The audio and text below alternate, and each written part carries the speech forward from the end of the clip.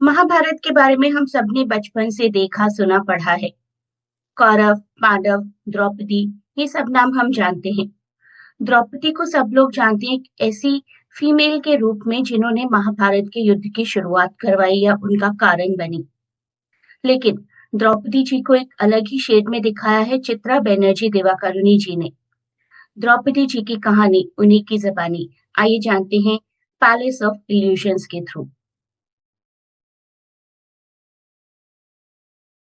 आइए जानते हैं इस वर्क के बारे में कुछ बेसिक बातें। 2008 का ये नॉवेल है by the very popular writer Chitra Banerjee Divakaruni, published by the publisher double day. एक रेंडिशन है हिंदू एपिक महाभारता की, एक रीटेलिंग है वीकेंड से, द्रौपदी जी के पॉइंट ऑफ व्यू से। एक ऐसी विमेन जो कि इस पेट्रियार्कल दुनिया का हिस्सा थी, लेकिन कभी भी वो शेड किसी ने देखने जानने की कोशिश नहीं की। Panchali, also known as Draupadi, is one of the most powerful women in the Mahabharata, born from the fire. उनकी लाइफ उनकी लाइफ में डेस्टिनी, स्ट्रगल और उनकी खुद की स्ट्रेंथ का बहुत बड़ा रोल है।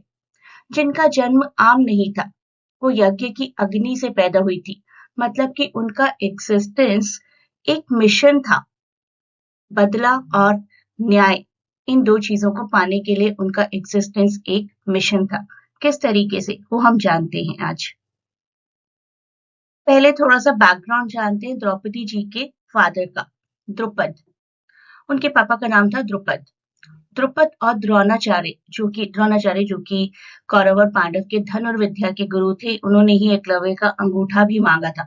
बचपन में बहुत अच्छे दोस्त से साथ साथ पढ़ाई किया करते थे। इवन द्रुपद ने द्रोणाचार्य जी को प्रॉमिस किया था कि जब मैं बड़ा होकर किंग बनूंगा तो मैं अपना राज राज्य और अपनी धन दौलत तुम्हारे साथ शेयर करूंगा equally.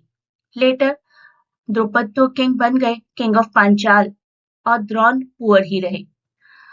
When Dron went to him for help, Drupad insulted him, saying कि एक किंग और पुअर दोस्ती पॉसिबल नहीं है। बहुत हर्ट, बहुत ह्यूमिलिएटेड फील किया उन्होंने, राइट। तो द्रोणाचार्य ने सोचा कि अब तो मुझे बदला लेना है। तो बदला लेने के लिए उन्होंने प्रिपेयर किया कौरव और पांडव को। कौरव और पांडव दोनों को उन्होंने ट्रेन किया था, उनके टीचर बने थे, और उन्होंने उन दोनों से कहा कि अब तुम्हें किसी भी तरीके से द्रुपद को डिफीट करना है। द्रुपद को डिफीट कर दिया गया बाय कौरवास एंड पांडवास, और देखिए कैसे वो सर झुकाकर खड़े हैं। After defeating him, Drona took half his kingdom, which further increased hatred, और दुश्मनी बढ़ गई दोनों के बीच में। अब द्रुपद जी को भी रिवेंज लेना था, इसके लिए उन्होंने यज्ञ परफॉर्म किया, और उस यज्ञ में से एक लड़का और एक लड़की उत्पन्न हुए। लड़की हम जानते ही हैं, द्रौपदी जी, और द्रौपदी जी के भाई का नाम था Dhrishtadyumna. So their enmity started because Drupad broke his promise and insulted Drona, leading to a cycle of revenge and counter revenge. तो बदला और बदले का बदला, उसकी प्रोडक्ट थी हमारी द्रौपदी जी। पूरी नॉवेल को डिटेल में पढ़ना तो पॉसिबल नहीं है वीडियो के थ्रू। मैं आपको फर्स्ट चैप्टर की कुछ लाइंस बताती हूँ, जहां से आप समझ जाएंगे कि बेस क्या है हमारा, थीम क्या है। Through the long, lonely years of my childhood, when my father's palace seemed to tighten its grip around me until I couldn't breathe, I would go to my nurse and ask for a story. तो palace उन्हें बांध कर रखता था, ये वो शुरू में ही बता देती। तो सबसे पहली द्रौपदी अपने बचपन की लोनली और सफोकेटिंग एनवायरमेंट के बारे में बताती है। पैलेस इतना बड़ा है, फिर भी उन्हें लगता है कि जैसे वो बांध सी दी गई है। ये दिखाता है कि रॉयल लाइफ भी कभी-कभी इमोशनल प्रिजन हो सकती है, और वो बार-बार अपनी नर्स यानी कि अपनी दाई माँ के पास जाती थी। And though she knew many wondrous and edifying tales, the one that I made her tell me over and over was the story of my birth. वो बहुत सी कहानियां जानती थी, लेकिन मैं उन्हें बोलती थी मेरे बर्थ की ही कहानी सुनाए। I think I liked it so much because it made me feel special, and in those days there was little else in my life that did. तो मेरे जन्म की कहानी थोड़ी सी स्पेशल थी, बार बार ये सुनना चाहती थी क्योंकि मुझे फील होता था कि मैं स्पेशल हूँ। रियल लाइफ में मुझे शायद कुछ खास इंपॉर्टेंस नहीं मिल रही थी, तो अपनी आइडेंटिटी अपने बर्थ की स्टोरी से बनाती है वो। Perhaps Daima realized this. Perhaps that was why she agreed to my demands, even though we both knew it should be using my time. I should be using my time more gainfully. तो दाइमा भी जानती थी कहानी, मैं भी जानती थी, फिर भी वो कहानी बार बार रिपीट होती थी, जबकि हम दोनों ही जानते थे मैं अपने टाइम का कुछ बेटर यूटिलाइजेशन कर सकती हूँ। किस तरीके से? In ways more befitting the daughter of king Drupada, एक किंग रूलर ऑफ पांचाल, उसकी डॉटर को जो जो करना चाहिए एक राजकुमारी के करने वाले राजकार्य छोड़कर मैं कहानियां सुनने में लगी रहती थी। The story inspired me to make up fancy names for myself, तो मैं अपने लिए बड़े फैंसी नेम्स सोचने लगती थी। ऑफ स्प्रिंग ऑफ वेंजेंस, बदले से पैदा हुआ बच्चा, और द अनएक्सपेक्टेड वन, एक अनएक्सपेक्टेड बच्चा, the girl who was not invited, ये भी दाइमा मुझे बताया करती थी कि ये भी एक टाइटल हो सकता है। तो पूरी जो कहानी है अभी तक की, बिल्कुल शुरुआत की लाइन्स दिखाती हैं कि द्रौपदी का जन्म प्यार की वजह से नहीं हुआ था, किसी बदले की कहानी की वजह से हुआ था, और वो बदले की कहानी मैं आपको बता चुकी हूँ। तो आइए देखते हैं आगे द्रौपदी कैसा फील करती हैं अपने बारे में। द्रौपदी जी के जन्म के पीछे की कहानी ऑल्दो मैं आपको बता चुकी हूँ, एक बार फिर से देख लेते हैं। King Drupad had been insulted and defeated by Dronacharya ji. ह्यूमिलेटेड फील किया, उन्होंने बदला लेना चाहते थे तो उन्होंने एक यज्ञ परफॉर्म किया। उनकी विश थी एक बेटा जो कि द्रोणाचार्य को मारे, और एक डॉटर जो कि एक मेजर रोल प्ले करे इस डेस्टिनी तक पहुंचाने में। तो धृष्टद्युम्न जी पैदा हुए, who was supposed to kill Dronacharya ji, and Draupadi यानी कि पांचाली पैदा हुई, जिनको माना जाता है कि वो एक ग्रेट वॉर का रीजन बनी। So her birth shows that she was chosen by fate, not just born like others. Draupadi का जन्म फायर से इसलिए हुआ क्योंकि उनके फादर द्रुपद को बदला लेना था। उन्होंने एक यज्ञ किया जिसमें उन्हें एक ऐसा बेटा चाहिए था जो द्रोणाचार्य को हरा सके, और एक बेटी जो हिस्ट्री बदल दे। द्रौपदी जी का जन्म दिखाता है कि वो एक नॉर्मल लड़की नहीं थी, वो डेस्टिनी का हिस्सा थी, और डेस्टिनी जो कि उनके फादर की विश का एक हिस्सा थी। तो किस तरीके से वो ग्रो अप होती हैं द्रुपद जी के कोर्ट में। She grows up as a princess, education मिलती है, इंटेलिजेंट वो हैं ही, she is very much aware of her unique destiny. तो इन सब चीजों की नॉलेज के साथ साथ वो धीरे धीरे धीरे बड़ी होती हैं। तो उन्हें इंडिपेंडेंट रहना सिखाया गया, लेकिन साथ ही साथ ओबीडियंट भी रहना, सबकी बात माननी है, उन्हें सिखाया गया है कि चुप कैसे रहना है, समझना कैसे, सबकी बातें माननी कैसे हैं। पैलेस ऑफ इल्यूशंस हमारे टाइटल का मतलब क्या है, वही अब हम बताने जा रहे हैं। उन्हें एक अपने लिए एक ऐसा पैलेस चाहिए था जो कि उनकी फ्रीडम का सिंबल हो, जहाँ सब कुछ उनके हिसाब से हो जाए, उनकी आइडेंटिटी, उनकी पावर जहाँ पर प्रूव हो जाए, उनकी इंटेलिजेंस जहाँ पर प्रूव हो जाए, एक ऐसा पैलेस अपने लिए चाहती थी। But that palace was the palace of illusions, ऐसा पैलेस उन्हें कभी नहीं मिलना था। तो कहने का मतलब ये है कि द्रौपदी के पास सब कुछ है, राज्य, महल, फिर भी वो कहीं बिलोंग नहीं करती। ना पांचाल ट्रूली उनका है, ना ही हस्तिनापुर, ना उनका मायका, ना ससुराल उन्हें ठीक से एक्सेप्ट करता है डिसीजन मेकिंग के लिए। तो उनके मन में एक पैलेस है, पैलेस ऑफ इल्यूशंस, जहाँ की वो खुद क्वीन होंगी। ये टाइटल उन हर विमेन की कंडीशन को सिंबलाइज करता है जिनको सोसाइटी रोल्स तो देती है लेकिन रियल सेंस ऑफ बिलोंगिंग नहीं मिलता। घर होता है पर अपनापन नहीं होता, डिसीजन मेकिंग पावर नहीं होती। द्रौपदी अपने भाई धृष्टद्युम्न के साथ एक बहुत अच्छा बॉन्ड शेयर करती थी, लेकिन कॉम्पिटिटिव था वो बॉन्ड।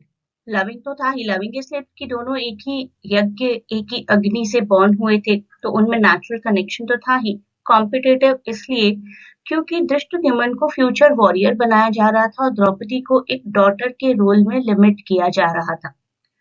तो द्रौपदी को लगता है कि उन्हें कम इम्पोर्टेंस मिल रही है और वो अपने आप को प्रूव करने की कोशिश में लगी रहती हैं। तो द्रौपदी ना कंटिन्यूअसली यही सोचती रहती क्या वो एक बेटी है या किसी प्लान का हिस्सा है। torn between being loved as a daughter and used as a tool for destiny. तो ये कंफ्यूजन इतनी ज्यादा होती है कि उन्हें समझ ही नहीं आता कि उन्हें अपनी लाइफ के साथ आखिर करना क्या है।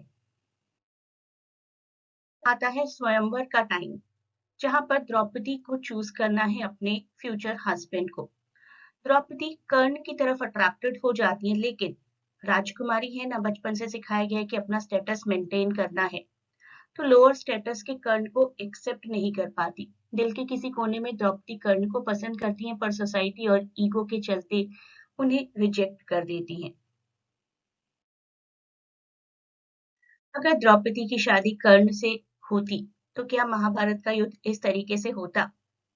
Well, we can not say anything about the road not taken, लेकिन एक पूरी डेस्टिनी तो बदल ही गई। Her insult to Karna becomes a life long regret and changes her destiny. बस एक डिसीजन ने सब कुछ बदल दिया। तब समझ आता है कि शब्द जो होते हैं ना, वो तीर की तरह होते हैं, एक बार छूट जाए तो वापस नहीं आ सकते। Somehow she becomes the wife of 5 Pandavas, all Pandavas, Yudhishthir, Bhim, Arjun, Nakul, Sahdev. सबकी पर्सनालिटीज अलग अलग हैं और सबके साथ वो फिर मैनेज करके रहती हैं। अब जानते हैं उस इंसिडेंट के बारे में जिसके लिए कहा जाता है कि वो महाभारत के युद्ध की सबसे बड़ी वजह बना, द्रौपदी का दुर्योधन पर हंसना। कर्ण की इंसल्ट दुर्योधन पर हंसी छोटी बातें लगती हैं, पर उन्होंने पूरी हिस्ट्री बदल दी। दुर्योधन माया सभा में गिर जाते हैं इल्यूजन की वजह से, द्रौपदी उन पर हंस देती हैं as per the historical texts. उसके लिए दुर्योधन जी के लिए ये इंसल्ट बन जाती है। ईगो हर्ट होता है, रिवेंज प्लान करते हैं और इसी से आगे वो डाइस गेम प्लान करते हैं। द्रौपदी का ह्यूमिलिएशन होता है। एक छोटी सी हंसी ने एक बड़े वॉर का बीज उगा दिया।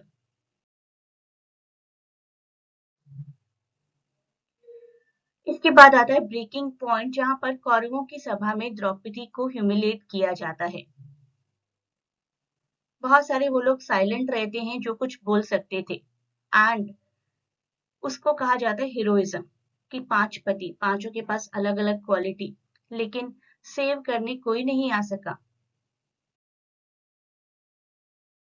और उनकी स्ट्रेंथ बनते हैं Krishna ji. Krishna protects her dignity and becomes her spiritual anchor. जब सबने साथ छोड़ दिया, कृष्ण खड़े रहे। ये सिर्फ मिरेकल नहीं था, ये उनके फेथ की एक पावर थी, वो फेथ जो उन्होंने कृष्ण जी में दिखाया था। और फिर हुआ महाभारत का युद्ध। पांडवास को एग्जाइल कर दिया गया 13 इयर्स के लिए। द्रौपदी ने बहुत हार्डशिप्स फेस की अपने एग्जाइल के ड्यूरेशन में। पीस के एफर्ट्स किए गए पांडवास के वापस आने के बाद, लेकिन सारे एफर्ट्स फेल हुए और कुरुक्षेत्र का युद्ध शुरू हुआ। पांडवों ने 13 साल का वनवास झेला, जहां द्रौपदी को बहुत मुश्किलों का सामना करना पड़ता है।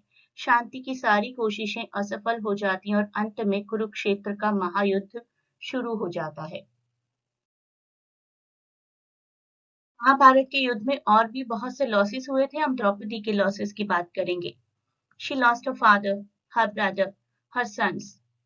विक्ट्री पांडवास की ही कहलाई जाती है, लेकिन क्या ये विक्ट्री विक्ट्री कहलाएगी? सो कॉल्ड विक्ट्री के बाद शी रिटर्न्स टू हस्तिनापुर और युधिष्ठिर के साथ रूल करती हैं, और स्टोरी एंड होती है उनकी फाइनल जर्नी के साथ, जर्नी टू हिमालयाज। तो युद्ध में द्रौपदी अपने पिता, भाई और अपने पुत्रों को खो देती है। जीत के बाद वो हस्तिनापुर लौटकर युधिष्ठिर के साथ राज्य करती हैं और अंत में सब हिमालय की अंतिम यात्रा पर निकल पड़ते हैं। हमें ये इम्पैक्ट दिया जाता है कि द्रौपदी युद्ध का कारण बनी। द्रौपदी को युद्ध का कारण बनाया गया, ये कोई नहीं सोचता। उनका तो जन्म ही इसी पर्पस से हुआ था कि वो हिस्ट्री बदल कर रख दे। लेकिन गलती किसकी? द्रौपदी की। फिर भी हम पैलेस ऑफ इल्यूशन से कुछ चीजें सीख सकते हैं। ओवर प्राइड कभी भी किसी को भी हो, डिस्ट्रक्शन का रीजन ही बनता है। चाहे वो द्रौपदी का हो, चाहे वो पांडवों का, चाहे वो कौरवों का ओवर प्राइड था। अल्टीमेटली कन्वर्ट तो युद्ध में ही हुआ, और युद्ध हुआ तो दोनों ही साइड्स को लॉसेस हुए। वी कैन नॉट से कि एक साइड को जीत मिली और वो हमेशा बिल्कुल खुश रहे, उनका कोई लॉस नहीं हुआ। दोनों ही साइड्स को बहुत से लॉसेस हुए। एक और बात जो सीखने को मिलती है, words once spoken can never be taken back. शब्द जो एक बार बोल दिए उन्हें वापस नहीं लाया जा सकता। शब्द तीर की तरह होते हैं। साथ ही साथ हम जानते हैं कि सच्ची दोस्ती क्या होती है। जहां सब रिश्तों ने द्रौपदी को डिसअपॉइंट किया, वहां कृष्ण की दोस्ती उनके लिए सबसे बड़ी स्ट्रेंथ साबित हुई। द्रौपदी किस तरीके से पेट्रियार्कल नॉर्म्स को चैलेंज करती हैं। द्रौपदी चैलेंज करती हैं पेट्रियार्कल नॉर्म्स को by questioning injustice and refusing silence. पूरी मेल डोमिनेटेड सोसाइटी को चैलेंज करती हैं वो जब डाइस गेम चल रहा था। अपनी वॉइस रेज करती हैं अगेंस्ट ह्यूमिलिएशन और अपना सम्मान डिमांड करती हैं। अनलाइक ट्रेडिशनल सबमिसिव विमेन जो कि सब कुछ एक्सेप्ट कर लेती हैं, वो अपना गुस्सा दिखाती हैं, अपने डिजायर्स दिखाती हैं और अपनी पॉलिटिकल अवेयरनेस दिखाती हैं इतनी ज्यादा कि वो लेडी पंडित कहलाती हैं। Even during the Kurukshetra war उनकी सफरिंग जेंडर इनइक्वालिटी को हाईलाइट करती है, लेकिन उनकी एक स्ट्रेंथ है, हर स्ट्रेंथ एंड रेजिस्टेंस। उसके through she becomes a symbol of female agency, showing that women are not passive, सिर्फ पैसिव नहीं है लेकिन एक्टिव पार्टिसिपेंट बन सकती हैं हिस्ट्री को शेप अप करने में। आई होप आपने ये चैप्टर बहुत अच्छे से समझ लिया है। बहुत ही जल्दी मैं MEG 15 की लाइव क्लासेस शुरू करवाऊंगी और आपके लिए PDF ऑलरेडी प्रिपेयर कर चुकी हूँ। तो if you want to go for the PDF package for MEG 15, please contact as per the link given in description, and a great good luck for your exam.